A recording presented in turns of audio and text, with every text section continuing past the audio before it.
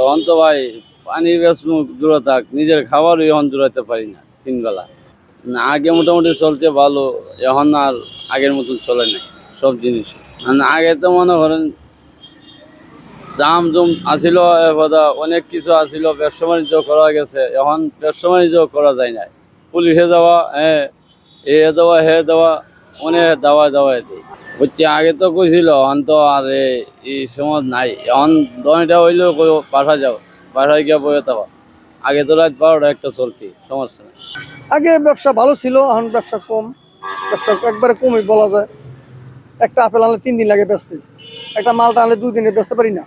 একটা আপেল আনলে 2 দিন, আড়াই দিন বেচতে যায়, লাস্টের দিন 2 দিন ভালো বেচতে পারি, পরের দিন অনেক কম দামে বেচা লাগে, কারণ ডিসকালার হয়ে যায়, এগুলা বেচা যায় না। আগের থেকে মালের দাম এখন কি বেশি? মালের দাম বেশি না, মানে আগের রেটের মতনই আছে আর কি। আগেও এই রেটই আসছিল, কিন্তু মাল খায় কম, হন কাস্টমারে অনেক কম খায়। সামনের যে নির্বাচন, এই নির্বাচন দিয়ে কি প্রত্যাশা রাখেন?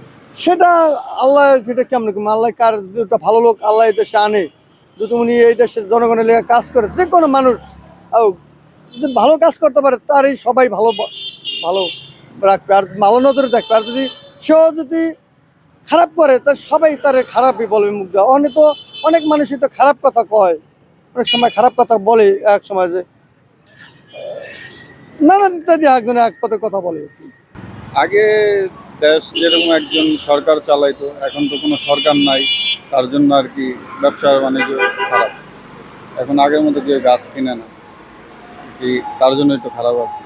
কিন্তু এখন তো কোনো সরকার নেই, সামনে কোনো সরকার আসলে বোঝা যাবে কি আগামী হয়। নির্বাচন দিয়ে কি আশা রাখেন?